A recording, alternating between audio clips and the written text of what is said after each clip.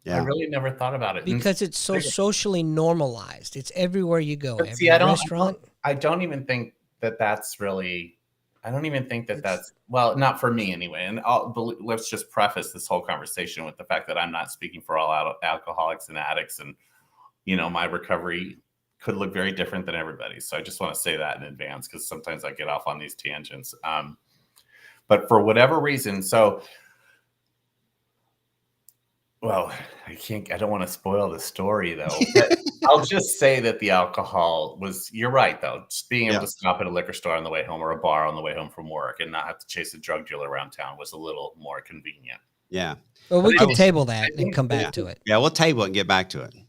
Let's progress through. So we're using meth. We're using meth, just going between San Diego and Los Angeles, 16, 17 years old, going to clubs, partying all night, started partying more than I was going to school. Obviously the family was a little concerned. Yeah. Yeah. It was such a whirlwind. Because I wasn't just an addict. I was this gay teenager who was just experiencing all of these like new things all at one time, and it was wild. It was absolutely wild. The mid 80s on drugs at the club was insane. So it seems like a movie. Like it was a little bit like Less Than Zero. Yeah. But that went on for a while, and it was not great. There was a lot of, I participated in probably some less than safe things. Sorry, I got a new puppy. Oh, wow, that's cool. He does not like being behind the baby gate. Yeah. What kind of dog? He's a Frenchie. Oh, that's cool. It's what gay people have to get. We have to get Frenchies for some reason. All right. So I have to do this. I can't hold it anymore. What does a gay horse eat? Hey.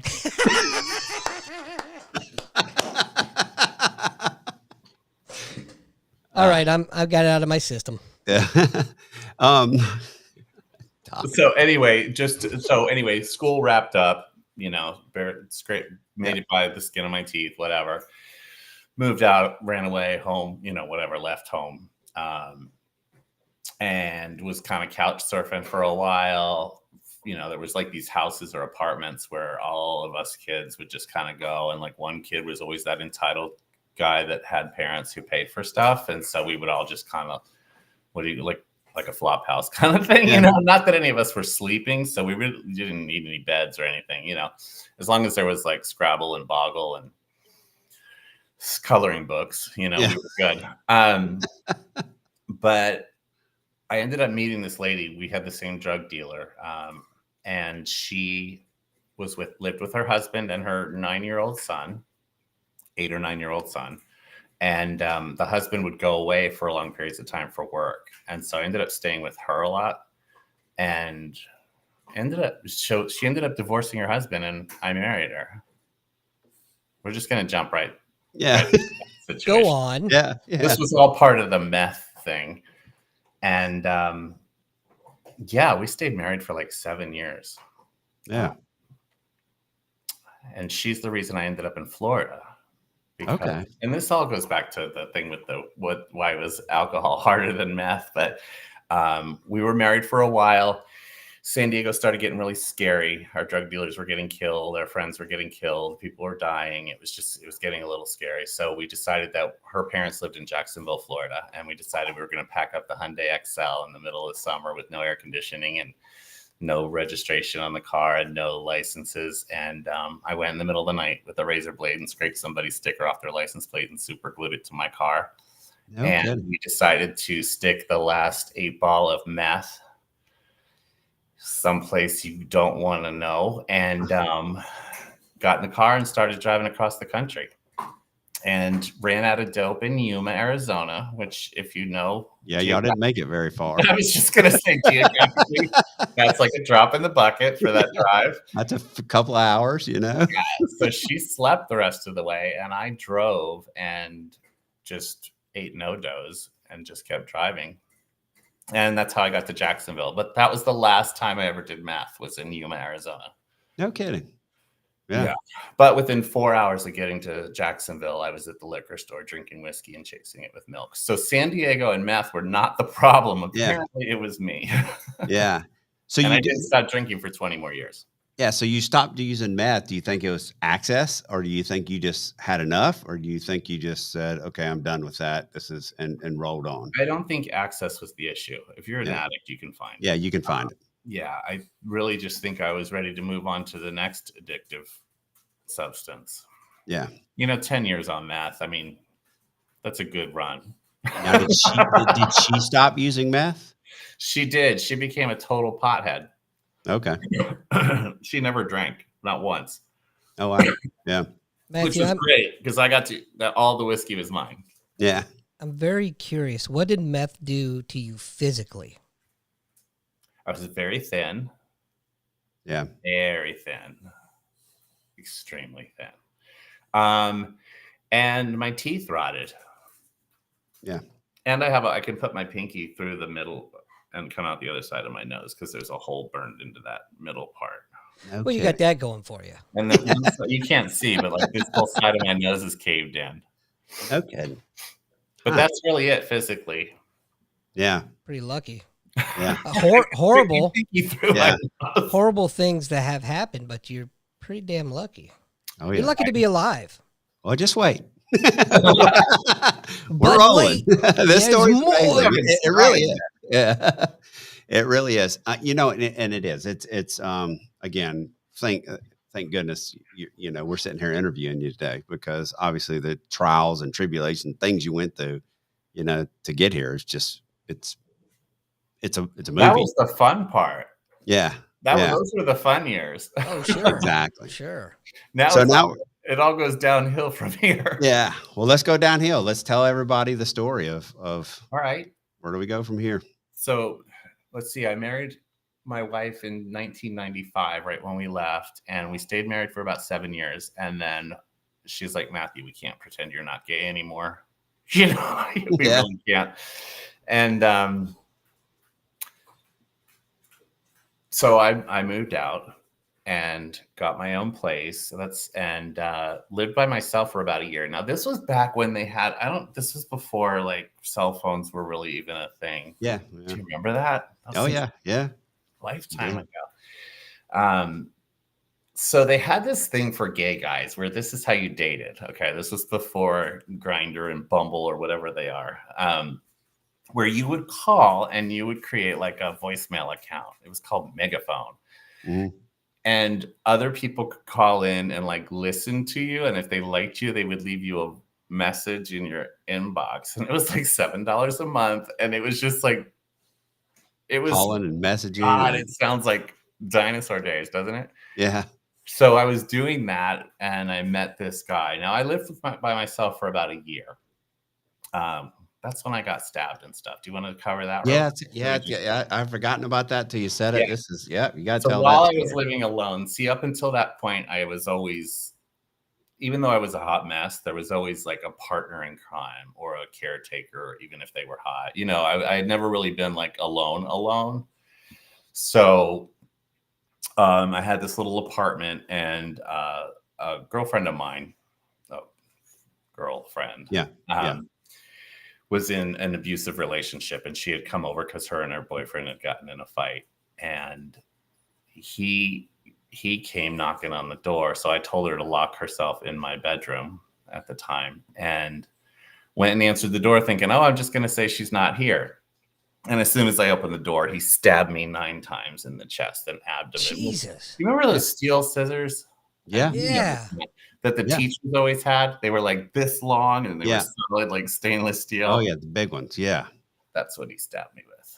No kidding. And left me for dead in the doorstep. And then went and carved fag into the trunk of my Buick. So big on the trunk that you could see it. You know how like police cars have that number on the roof that helicopters can see? Yeah. It was literally that big. The whole trunk of my car. It just said fag. So yeah, I hope they caught him and threw him in jail. I got to tell you, for folks that are listening that may not think that that's people are that serious. You Well, didn't. I got to pay him. So like one person. But anyway, I've treated victims with stab wounds from scissors before, and that's a scary wound to treat because some of those wounds are small and you can miss them, and especially if you've been stabbed multiple times. That's Yeah. wow, dude. Holy smokes. Yeah. You can't see. I have a scar down my face too. Wow. That's crazy. Yeah. It is.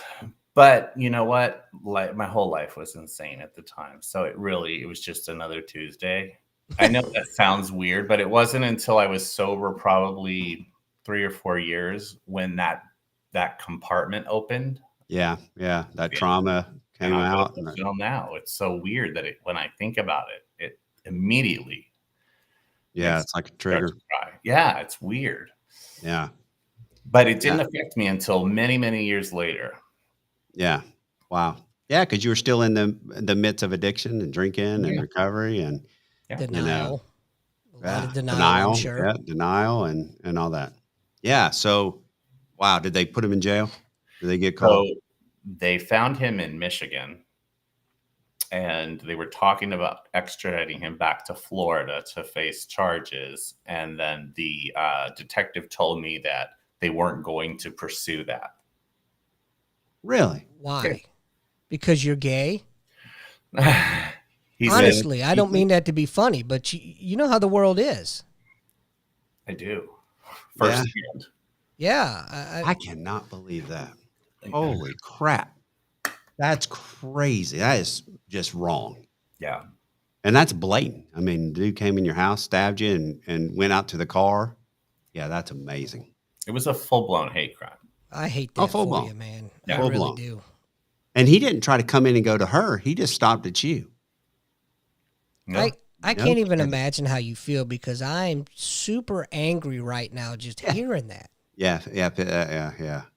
That's crazy.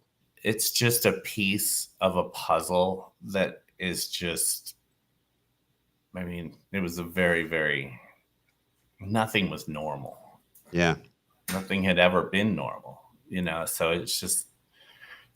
You know what, though? The cool part about that, though, is that's just part of what makes you you. Yeah. Well, and all of this does. And when we as we Yeah. go through here, because I'll get back to that, because it would be very easy for me to sit here and feel sorry for myself that I wasted 30 years of my life doing drugs and alcohol. But now, in hindsight, it's everything that I went through is so valuable. Well, we talk about that in Convene, right? We all have a story. We all have something that we've gone through.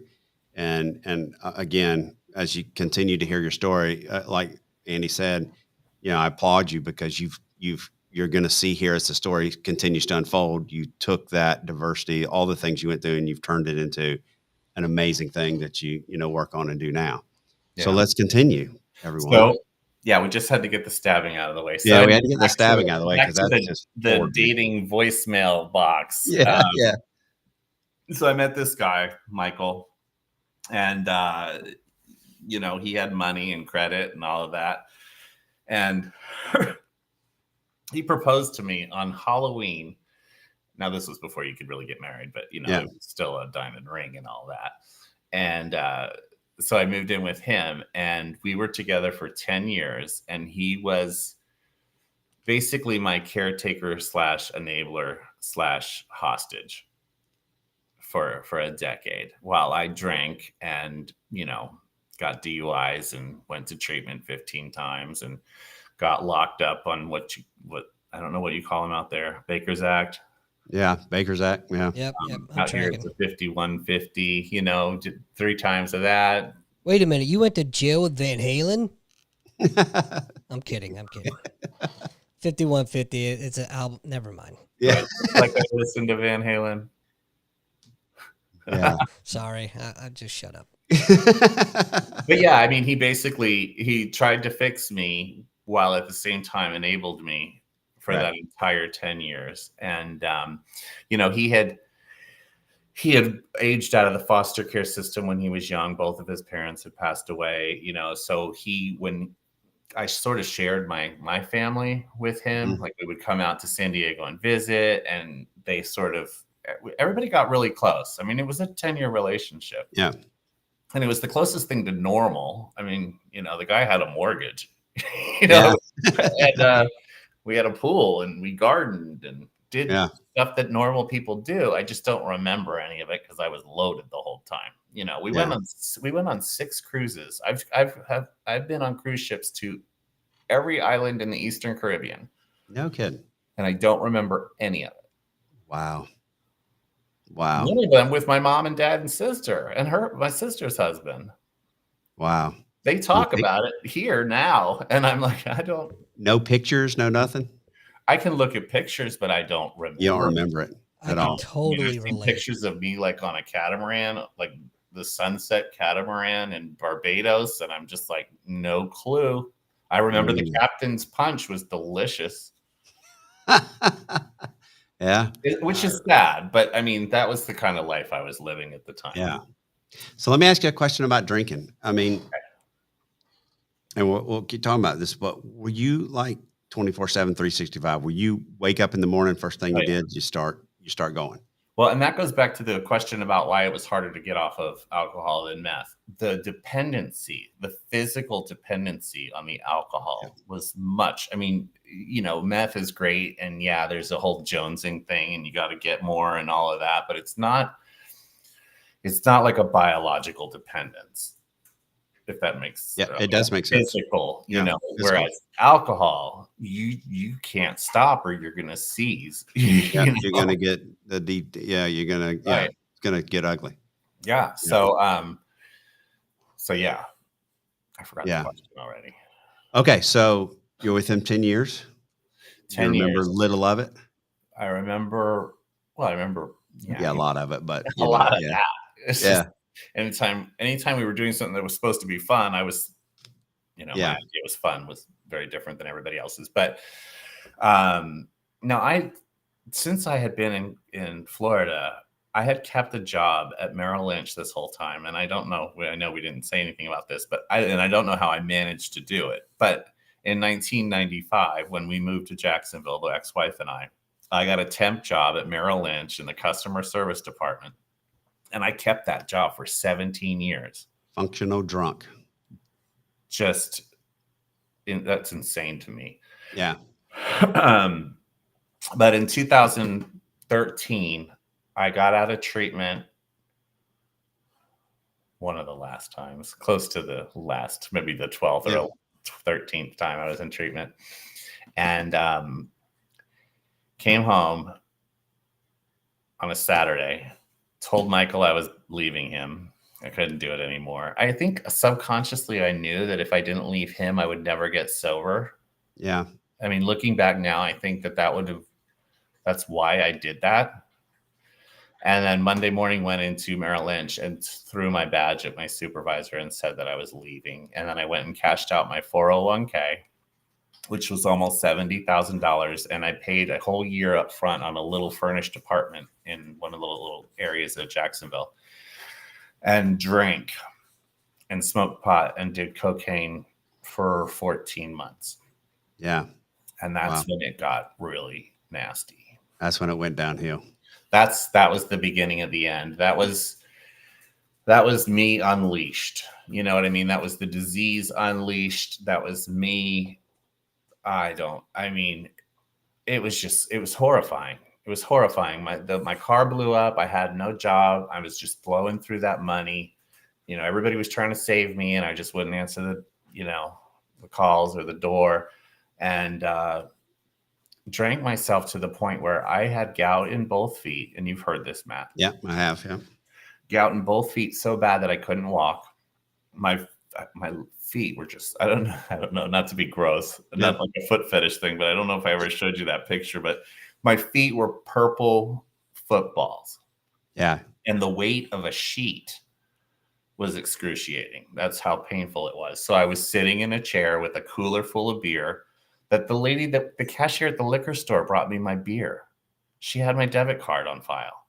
And after work, she would bring me 2 12-packs of Yingling and bring it in and put it in the fridge and load up my cooler and put the ice in and everything. And then she'd go home.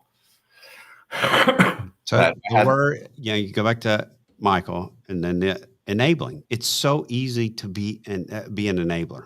Yeah. And I'm telling you, alcoholics and addicts, we know how to find a hostage. I mean, that whole thing about manipulation and all of that is it's true. It's almost like it's a very highly skilled situation. I mean, you know, It is a skill. you got to get good at that. But Yeah, anyway, I got really good at it. And so, yeah, I had my cooler full of beer. I had a trash can. I'm sitting here like I can close my eyes and visualize where everything was. I had a carton of cigarettes, an ashtray, and a ragu, like one of the big ragu spaghetti sauce jars that I was peeing in because I couldn't go to the bathroom. And I would just sit there and chain smoke and drink. And there was nicotine dripping. Look at me looking like I can see the walls dripping down the walls because I was just sitting in there smoking. And yeah, that was what Bentley. Sorry. Yeah. No need to apologize. But that was the day that it came to the point where that one day where I tried to go to the bathroom because the gout had subsided enough in one foot that I thought I could hobble down the hallway. And I fell on the floor in the living room. Excuse me. And ended up on my hands and knees. And I couldn't get up. And I was just in tears for like 3 hours. And finally out loud, I just said, please, God, and I remember I said it out loud and I was the only one there. And I said, God, please just kill me or cure me because I can't do this anymore. And here's where I cry all the time. Yeah, it's okay. It's okay. I mean, I'm being honest. But I've told this story 1,000 times. I don't know why it does but this. It's because it's part of your story. It's part of who you are. And this is the moment, right? And it tears me up to hear it when you say it. It does. All right. But I said, please just kill me or cure me because I can't do this anymore. And if you help me, I promise I'll help people just like me for the rest of my life. Yeah. And I never drank again. Powerful. It's incredible. I got goosebumps. I do too. I mean, Matthew, that moment when you talked to me and you told me about that story, like every time I hear it, like he just said, I get goosebumps and it brings emotion to me too. Every time I hear it, I cry and it was me. Yeah. But it's an amazing story. And you said to me one time, the people who come out of it, the majority of people that you know that come out of it have that moment. They have some kind of a profound spiritual experience. And whatever that looks like, it's always profound and it's always life-changing and it always sticks. You know, people talk about their bottoms. You know, the bottom should have been the DUI. You know, the bottom should have been the stabbing. The bottom should have been the overdoses. The bottom should have been the psychiatric holds or all of that. But I'm telling you that moment, obviously, still, it's the stabbing and that moment are the two that I think no matter how many times I tell those stories, I guess I'll just give in to the fact that I'll probably cry every time I tell them for the rest of my life because they're just pivotal moments, you know? Well, there's nothing wrong with that. No, I know, but you just... It shows... Go ahead, Matt. It shows that it's real. I mean, it was, you know, it was a powerful moment. And it's the thing that we've talked about this before, Matt, is that, you know, as a middle-aged gay guy, I certainly wasn't...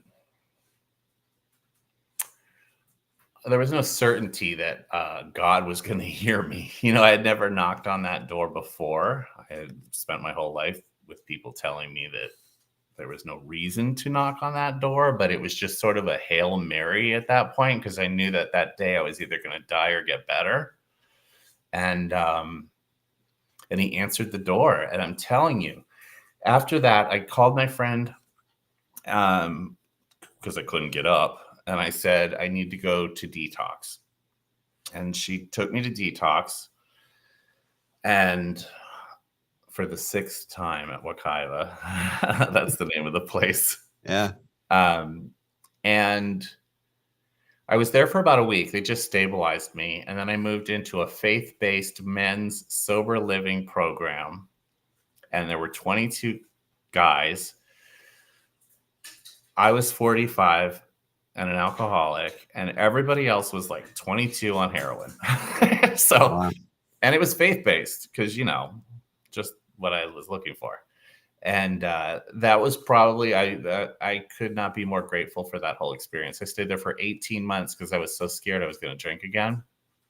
But when I moved into that place, I had no money. I was wearing borrowed clothes. I was eating donated food from Trader Joe's because it was expiring that day. So a lot of wilted lettuce and, frozen expired filet mignon. And people were donating cigarettes. It was just, I was literally on food stamps. I had nothing. So it was a bottom for sure. Yeah, that's the bottom. And you think about that, like, I sit But there I and was so look. happy because I didn't have a beer in my hand. Yeah, yeah. It was Well, weird. you think about that, you're on your knees. You can't get up. You're on the floor. You're crying for 3 hours because you can't get up. I mean, that is. And you want to die. And you want to die. Right. You're saying, God, take me. Take me. Or fix me. Or fix me. The purgatory has been going on for Yeah. way too long. Yeah. Take me or fix me. Yeah.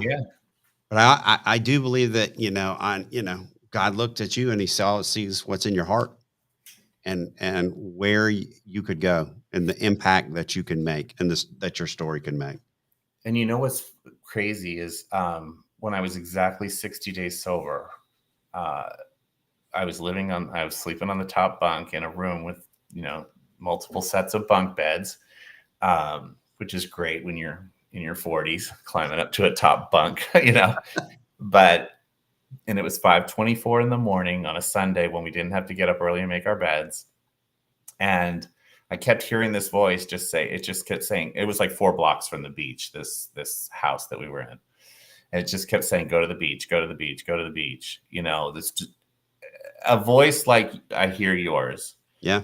And I was like, no, it's pouring down rain outside. It's 5-something in the morning. I don't have to get up today. I was almost answering it, but it wouldn't stop. And so finally I just got up and put my flip-flops on and walked in the dark in my soccer shorts to the beach and sat on a wet sand dune in the rain and watched the sun come up and met God that morning. And I talk about that because that moment was another pivotal moment for me, because to this day, in fact, it happened this morning, where I start to feel like life is getting a little too much. There's too many, I don't know if I can do this. And I have, ever since that morning, I felt like something had my back. Yeah. And I wake up with that feeling every single day. Yeah. Which is crazy. Look, that's the sun. It's still on my phone. You know how many phones I've had since that day? I don't think you can see it, but that's the actual picture. That's the picture I took that morning.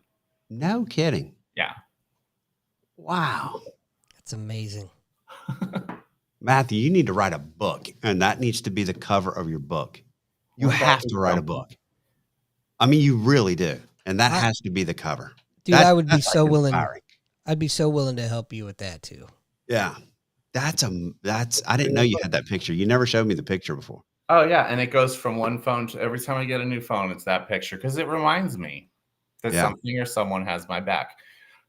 Excuse me. I'm sorry that I'm That's okay here, but you need some Fresca. I say that because, being in that faith-based program on Sundays, we did have to go to church. Yeah. And you didn't have to. And because I was in my first 60 days, they never forced me to go. But that particular morning I went, and it was interesting because I walked in there, I had all my own feelings about church. I was like, why am I going in here? So I can just, I'm setting myself up, for whatever. And, I have nothing in common with these people. I don't want to be preached at. That morning I went, and as we were getting off, we had an old school bus.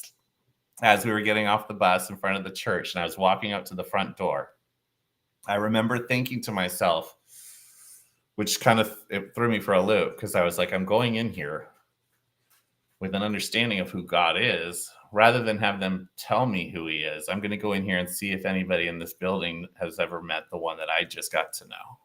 Wow. So it completely flipped the whole, like my whole Script, perspective. And it was, I went to church every Sunday because there were a lot of people in there that were good people. Yeah. And they were doing good things. That's phenomenal. It is so phenomenal. I'm speechless almost. That's what I was going to say. I've never at a loss for words, and I don't know what to say right now. That's very true. Your story is so powerful and moving, bro. Oh, it gets better. Yeah. Yeah. But wait. Yeah, but wait, there's more. Wait. Yeah. So yeah, let's just keep going because it's very inspirational, where you go from here.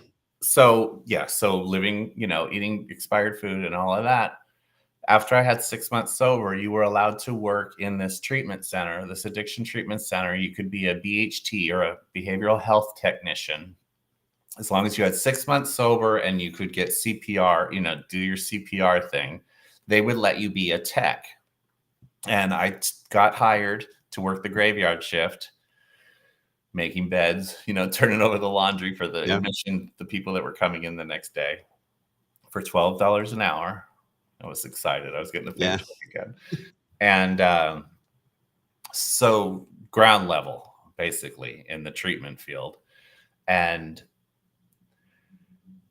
now I've spent the last 8.5 years keeping my end of the bargain up with God and helping other addicts and alcoholics and families. And I've done everything. I slowly climbed the ladder and did admissions and operations and business development and then program director. And I mean, I've literally gone from the very bottom all the way up. I don't know how that happened. I was telling my mom this morning that I think I have a little imposter syndrome because you don't have imposter syndrome. You know why you don't have imposter syndrome?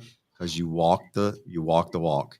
Right. And you're able to have that empathy and you're able to understand what all the people that walk through that door have gone through. It's are going through. It's so powerful. And this is what really fills my cup. I believe me, I'd much rather be doing this than staring at spreadsheets all day. But when I get the opportunity to, when a doctor calls me from a hospital or a social worker or a case manager calls me from the ER and says, we've got someone here. And I get there in 20 minutes and I'm sitting in that hospital room with someone and, they're broken, and their wife or their loved one is in the room and they're in tears. And to be able to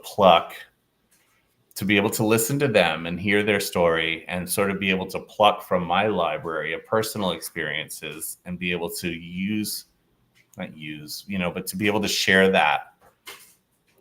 You can almost see the hope get transferred.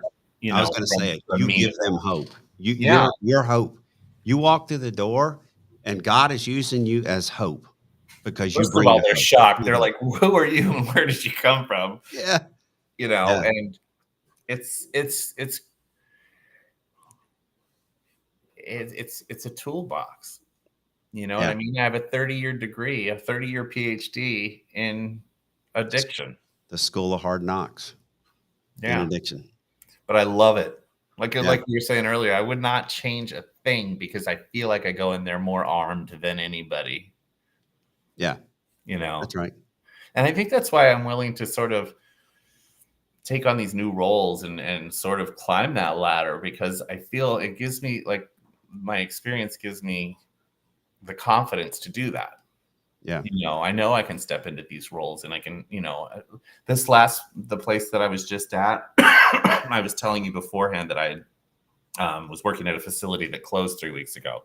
But I was actually, as the program director, I had the opportunity to sit down and do individual therapy sessions with these clients, which I had never been able to do that or had the opportunity to do that before. I had opportunities to, fill in and do actually, group therapy with the clients and all of the stuff that I really had never done before, but I was confident enough that I could, I would be able to do it because I was them. Yeah. I was the one in the group, I was the one that was getting those individual sessions from Patty, probably. Yeah. So yeah, I mean, I love what I do. I was telling you, when the place closed 3 weeks ago, I said, I'm going to take 3 weeks off because I haven't had a vacation in about 5 years. And got an offer letter today for an amazing program that's got facilities all over the country, and everyone has different services, mental health, and so I'll be able to help even more people.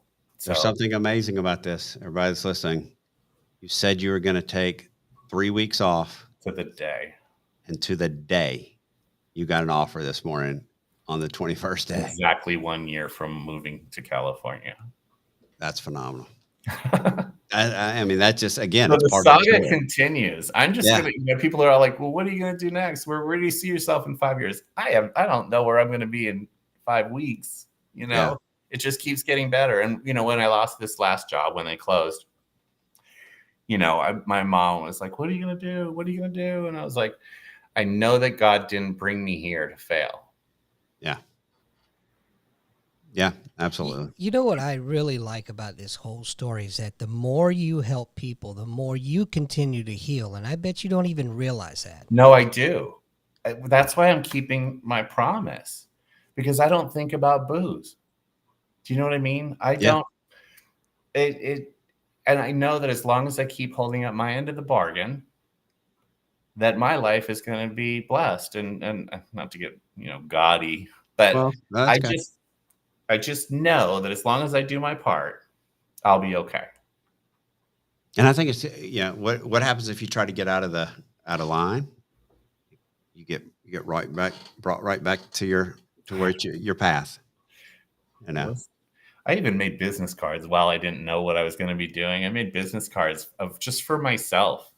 Yeah. Just the certifications and everything that I have. I could just, if I didn't get a job for a while, I was just going to hand those out at the Subway sandwich place and be like, hey, you need help finding a treatment program? Matt, you could do that. I'm going to be honest with you. You could do it. I got a book to write real quick. You got a book to write, but you could be a coach. You could do all of this, Not that I'm always trying to bring up ideas for you to do, because that's what I do in the past. I got a lot on my plate. Yeah, you got a lot on your plate, but I'm telling you, you've helped so many. You've helped me. You've helped my family. How did you guys meet? We met through Patty Muller. Okay. Yeah. Patty Muller introduced us. Patty was like, you got to meet somebody. Somebody has an amazing story and has gone through it. So Patty introduced us and all that. And that's how we got to know each other. I love Patty. And, my mom loves Patty. And my mom's never met Patty. She just knows. Patty's like one of the most amazing people that I think I've ever met. I used to love bringing cookies to her office when she was there because, as a marketing person, I would go visit everybody's offices. And she was the one that would give me my free 30-minute therapy session every time I came by. So she got the good treats because I'd be balling in her office. Yeah, that's right. When you remember Anthony McCauley, you remember Anthony and his story. Yeah. So Anthony, gosh, he's 6'3", 6'4", big guy. And the story there is Patty Muller got into his face and said, what do you see in this mirror? And held the mirror in front of his face. What do you see in this mirror? And he's like, well, I look good. And he was recovering from, addict at the time, or, trying to go through, he's an addict, drugs. And she's like, and then little Patty's maybe 5'2", something like that. She's tiny. And Patty gets in his face and she's like, no, tell me what you really see. What do you really see? Tell me what, and broke the man down in tears. And he's a big guy, broke him down in tears. He grabs the mirror out of her hand and throws it against the wall. And if you ask him, we talk about speaking, we talk about music, what's your walk-up song? His is, you like, Not What You Think. Oh, Man in the Mirror, but it's like, who sings Aerosmith or something like that. I can't remember what song it is. Man in the Mirror? Not Man in the Mirror, but it has to do with looking in a mirror, but it's not like Michael Jackson's Man in the Mirror, but it's that. And he said, that's the song I would come up to because of Patty Muller. Yeah. And it's an amazing story. Yeah. But she's an amazing woman. But yeah, you've helped my family. Everybody knows there's, that's really close to me that with, my brother, like I said earlier, if you don't have a problem with addiction, I think the reason why I've never had a problem with addiction is because everything I've ever tried to do wrong backfired on me. First time I drank alcohol, I ended up in the hospital with a 0.39 alcohol level, going into slipping into a coma. You're a When they rookie. I'm a rookie, but I just tried to go straight after it is what I did. I'm like, let's go full Apparently, force. 390. Yeah. That's a Yeah. high number. Yeah, it is. And so I was in bad shape, but I think, it's one of those things where, yeah, anytime I ever tried to do something wrong, it backfired on me, and I'm not saying wrong, but that's what happened. So Yeah. yeah. So I never got there. But if you don't know somebody in addiction, or if you're not in addiction, you know somebody who is. And that was alcoholism is something in my family. And you know, you helped me with our brother. And unfortunately, we never could get through, not to throw my brother under the bus, but my brother lives in a facility now, Yeah. you know, and it's hard. It's hard. Working in this field it's as challenging as it is rewarding because, on any given day, it's, the phone rings and it's either, I know you tried to help my son, but he passed away, and here's when the service is going to be. Or it's, Matthew, I just celebrated 5 years. I can't thank you enough. I still have your business card in my wallet and I carry it around to remind me, and it's like, it's whatever I need that day. That's what the phone call is. It's Isn't like that cool? when I'm just like, I can't do this anymore. I quit. I'm going back to banking, and then Yeah, slap right back into line. and then I get the text that somebody's celebrating a milestone and, that thanking me for helping them. It's funny how that works, huh? It's a God shot. That's what I It call is. Yeah, I love that God shot. That's exactly what it is. Yeah. And I want to tell you this. Don't, the Clark Beatty story about me losing my friend. Yeah, you don't have to apologize ever about crying, because yesterday I was on a call, and a lot of people that are watching right now and making comments, and Andy knows, I was on a call yesterday, and like literally the lady I was talking to she starts going off on this tangent, and I am crying because I'll always live with that, always live with everything and that's going on. Yeah. So yeah. Hell, I That's just broke down last week over a dog. Well, you did. Live Last on week's air. podcast we talked about. Yep, the last week's we were talking about dogs. That was the topic of the podcast is dogs and losing your dog and all that. And So my point is, like Matt said, don't ever apologize. yeah. No, Yeah. you know what? I think it's just we're just trained to apologize for crying. But I remember one time I told my story in front of like over 200 people. I was at a podium up on a stage, like that whole thing, and just lost it to where I couldn't talk, and it was the God, please kill me or cure me moment. Yeah. And I was just like, oh my God, like I started having like a panic attack in front of all of these people. And then I looked out and it was like half of the place was crying too. That's right.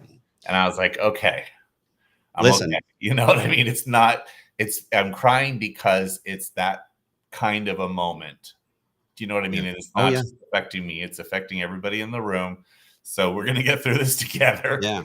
But that's just it. If you come and watch me speak and when I'm going to say when you come and speak on a convened stage, that's part of your story. Yeah. And that's part, like when I tell my story, every time I start speaking, the first 10, 15 minutes are the Clark Beatty story. When I tell my story, I'm crying, and everybody in the audience is feeling it and crying. They're feeling it just as much, but that's how we connect. That's how we have that empathy and we connect and all that. And that's what you are doing, Matthew. You're able to do that with these patients, with these, that you're meeting in these hospitals. You're able to tell your story and say, hey, I've been there. I've walked where you are walking. I've been at the bottom, and truly you've been at the bottom, and I'm okay. And I made it through, and you can make it through. So you offer that hope. This is like, I love this. I feel super fortunate. Yeah. To be able to do what I do. I feel very, very grateful. I feel, it feels, I sleep very well at night. Yeah. It feels really, really good on a day-to-day basis to make a difference. When you have the opportunity to make a difference in someone's life, it's the best feeling ever. Yeah. I can only imagine when it's like getting a testimonial and you get those texts or thank you for 5 years of sobriety. Every one of them. I have like a library, a folder in my phone. That's part of the book. Yeah. That's part of the book. You got to write a book. The book has got to get going. Doc's got to help me though, because I don't even know where to start. You got it, buddy. Yeah. I'm serious. Yeah, really. It's phenomenal. You could do a podcast too with Doc too, and have guests. Don't listen to me because I'll have you do. No, No, get no, me no. Go on. I Go need on. some headphones. What? One more time. I need some fancy headphones. Like Well, that's what Doc teaches people. He's got a class. He's teaching people what you know. need to podcast. I don't want to do a podcast. I'll just be a guest on yours Yeah. periodically. Well, you can be a regular guest. And you know what? Yeah, what would be cool too, if you have some people that you're close to that you know their story and they're willing to talk, is for you to come on with them and we I do would love that. this again. Because They again, don't even have to be here. no, they can be anywhere in the whole, we're in World. Missouri, he's in St. Louis, you're in San Diego, and I'm in Winston-Salem, North Carolina. So it doesn't matter. We get on here, we That talk would be about it. So cool. yeah, so anytime that is a open door invite. You have somebody that you think would be great, you say, "Hey, I'd like to come on. I have a guest that I'd like to bring on, and let's do this podcast together." That is an open door. I would love that. Uh, I'll let you know. yeah. Yeah. But, just be a contributor, once a month, once every 2 months, once every half a year. It does not matter. When you have an inspiring story that you think will lift somebody up and help somebody and give somebody hope, just please come in. It's your story is so inspiring. How you overcame, and I truly appreciate you coming on and telling it. Doc, what do you got to say? I can't thank you enough for sharing your story. Very hit me here because, I don't share the same story, but I do share addiction. So, one more time to hit home and for you to come up here and to share with everyone. I can't tell. I say this all the time, how talking about it heals. Mhm. It's when we hold it in and we keep those barriers up that we can't heal that way. So thanks. Thank you so much for sharing. Absolutely. It Yeah. keeps me sober. Yeah. Well, Matthew, I'll let you kind of talk. We just got a couple of minutes left, but I'll let you kind of just, if you were to tell somebody, I'll ask you this question. If you were to I tell know somebody, this question. yeah, because you're going to get this question, it's coming. I do. Yeah. I mean, if you were to tell the person or tell the family, well, one, as a family member, you can't force it. The person has to be ready. You and I have talked about that before. Right. You've given me that lesson. The person has to be ready. I can't enforce things to happen the way I wanted them to happen. So, Right. So what's Go the ahead. question? Well, the question is, what do you tell somebody? Well, how do you look somebody in the eye and offer them the hope that they need? So this is what I do, and it always works. It's worked so far. Addicts and alcoholics do have to be ready. So there's nothing I can tell them. But oftentimes they are being told by everybody around them, all of their loved ones, that they need help. And a lot of times they will be willing to do that for that person. I'm going to go to treatment because my wife, I don't want a divorce. I'm going to go to treatment because I don't want to lose my kids. I'm going to go to treatment so my parents don't cut me off. You know what I mean? Mhm. One of the things that I've always done, and it's very effective, is I hand them my card and I just say, you call me when you're ready. I don't want your mom to call me. I don't want your wife to call me. Just keep this and call me when you're ready and I'll help you. I swear, if it's 2 weeks, 6 months, 9 months later, the phone rings. That's why there's all these people walking around with my card in their wallet with sobriety time under their belts. And they always show me the card like I don't believe that they still have it. Yeah. As long as something about letting them know that it's their decision.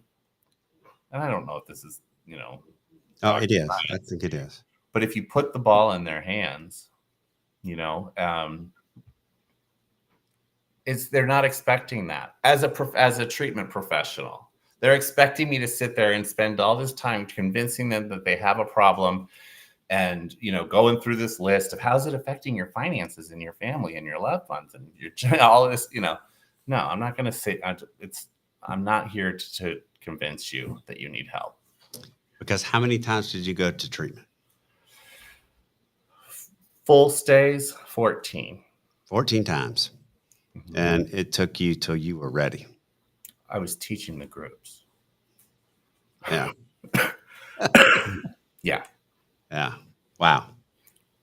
Very inspiring. But Yeah, I mean, I don't know if that part is inspiring, but it's got to be their decision. Yeah. Well, you're right. Yeah. For it to work.